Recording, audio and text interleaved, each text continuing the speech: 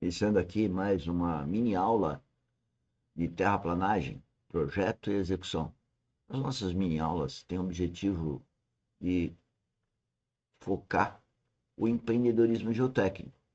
Isso, o empreendedorismo geotécnico pode ser absorvido por qualquer pessoa que saiba ler e escrever para poder desempenhar o trabalho de empreendedorismo geotécnico. Não precisa ter uma formação de nível universitário. Se tiver, um tanto melhor. Qual que é o objetivo? O objetivo é trazer ao alcance de todos o encarregado da máquina de terraplanagem, o operador, o auxiliar de topografia, auxiliar de controle tecnológico, a todos o conhecimento que nós estamos querendo passar aqui, que obtivemos ao longo de 35 anos trabalhando com esse assunto. Né? Então, falar uma linguagem fácil de se assimilar. E na minha aula de hoje eu vou falar de especificações técnicas. As especificações técnicas pode ser um nome meio complicado para muitos, né? Não para o dono do terreno, não para o dono da obra, para os engenheiros, mas para as pessoas mais humildes. Mas as especificações técnicas não são feitas adequadamente, ou seja, o que nós vemos é uma falta de especificação técnica. Nós colocamos aí como um problema geotécnico a falta delas, mas elas são obrigatórias para qualquer obra. O que nós vemos, quando vemos, são desenhos, e desenhos que contêm algumas informações, mas não as especificações técnicas, e são indispensáveis na contratação, porque lá vai reger os detalhes de como vai ser executada a obra, sequência construtiva, controle tecnológico, como ela vai ser verificada, como ela vai ser medida, como ela vai ser paga. Né? Elas devem, então, conter essa sequência construtiva que a gente chama de PGT, o Planejamento Geotécnico de Terraplanagem. Ou seja, todas as características de materiais e executivas necessárias a qualquer parte ou elemento daquele projeto, daquela obra. É uma segurança do projetista, quando tem o projeto, né? Porque a gente está vendo muita gente fazendo obra, pega a máquina, vai no campo e começa a escavar aqui, escavar lá. Quer dizer, quem está fazendo o projeto é o próprio encarregado da máquina, o operador da máquina, e não tem nada contra ele fazer isso. O problema é que a engenharia, né, é muito mais ampla do que está na cabeça de um homem. Né? E outro, nós temos as normas técnicas. A NBR 8044 fala disso. Todas as normas falam disso. Então, qualquer escavação pode levar problemas a quem é o dono da obra, o dono do terreno, né, ou os profissionais envolvidos naquilo lá. Então, é uma segurança quando tem um projetista ou qualquer um, para qualquer um que está comandando, permitindo, pagando aquelas máquinas fazerem aquelas obras, ter o projeto. Assim deve conter o critério de medição e pagamento. Quer dizer, quando você não tem as especificações técnicas, quando você não tem o critério de medição e aceitação, que eu chamo de CA, né? Quando você não tem isso, o camarada faz uma coisa que ele acha que está bom, mas à vista, por exemplo, de um outro profissional, não está bom. Ou melhor, nem atende a norma brasileira NBR 8044. Para tal, temos que incluir também os critérios de controle tecnológico.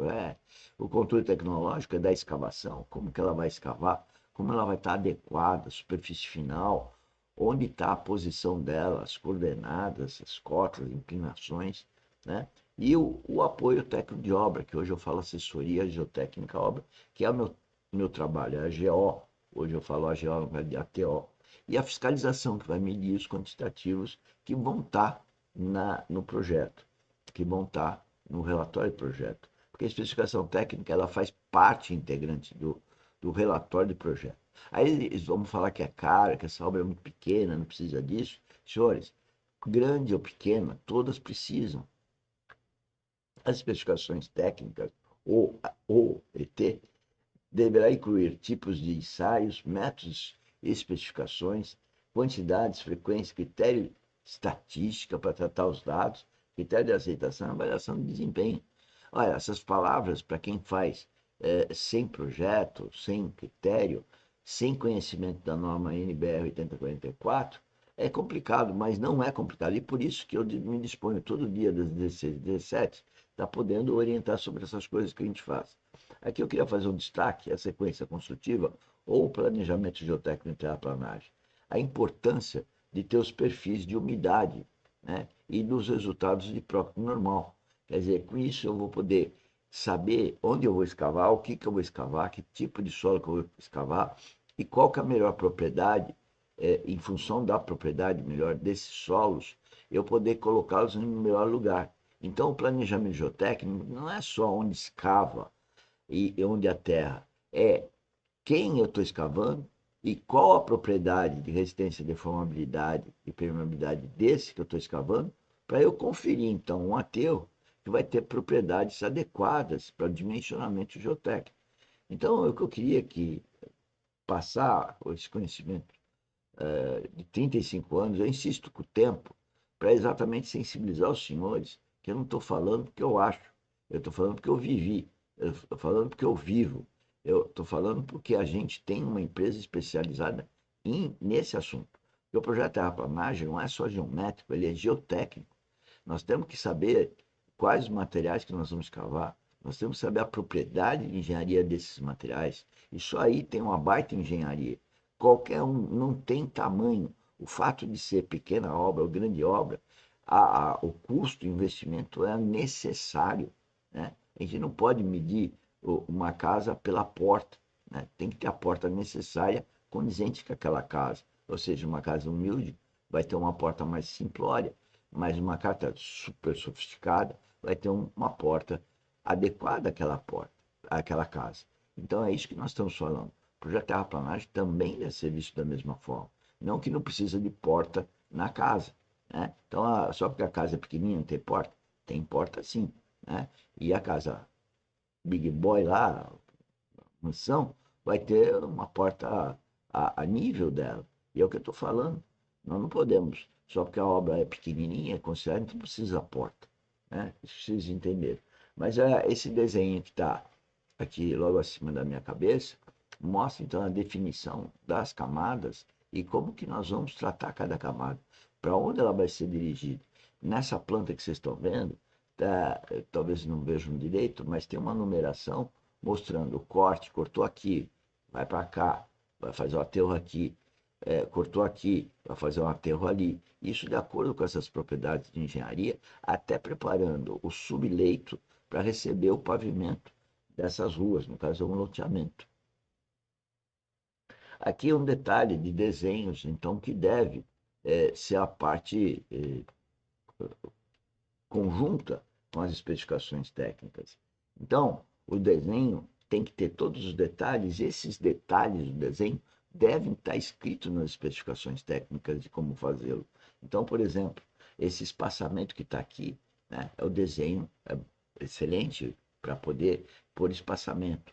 Mas no texto tem que dizer que vai ter tal material, né, que é um reforço, tal reforço de tal característica, tantos metros. A classificação do reforço vai estar aqui, mas vai estar escrita para dizer o que quer dizer esse desenho. O desenho por si, né, ele diz muito, ele ajuda, ele é necessário, parte integrante, mas as especificações técnicas também são. Assim como drenagem. Né? Está escrito aqui que é drenagem, está escrito os materiais, isso a gente deve pôr no desenho. Né? Mas devemos escrever, porque para fazer e colocar esse geotexto, esse dreno, tem uma sequência construtiva específica, tem cuidados, tem pontos importantes que podem dar causa de erro, que devem estar mencionados nas especificações, para que não tenha o problema em si. Bom, era isso que a gente queria apresentar nessa mini aula. E eu, de novo, digo, insisto, que a gente está disponível todo dia. Na descrição de todos os nossos vídeos, tem todas as atividades da Academia de Engenharia Geotécnica. E o primeiro link que tem lá é do grupo do WhatsApp. Qual o objetivo? É que vocês, a partir de lá, tenham contato conosco. Entra no grupo do WhatsApp e solicita, né? E se eu não ver lá, solicita, insiste para a gente agendar um horário. Na hora que eu perceber, aí eu vou para o teu privado e a gente combina um horário para poder tirar, esclarecer qualquer coisa, qualquer dúvida, né? No problema que você tem. Então, vem trabalhar conosco, porque eu chamo trabalhar junto, né? Eu entendo que ao servir os senhores com esse projeto das mini aulas que vai ao ar todo dia às 16 horas, de segunda a segunda, eu estou fazendo um ato social, eu estou pondo nosso conhecimento, nossa experiência a serviço da sociedade, para que as obras terraplanistas sejam feitas de uma forma cada vez melhor, né? E, sobretudo, lembrando das normas e das questões jurídicas por não atender às normas. Obrigado, vamos para a próxima mini aula.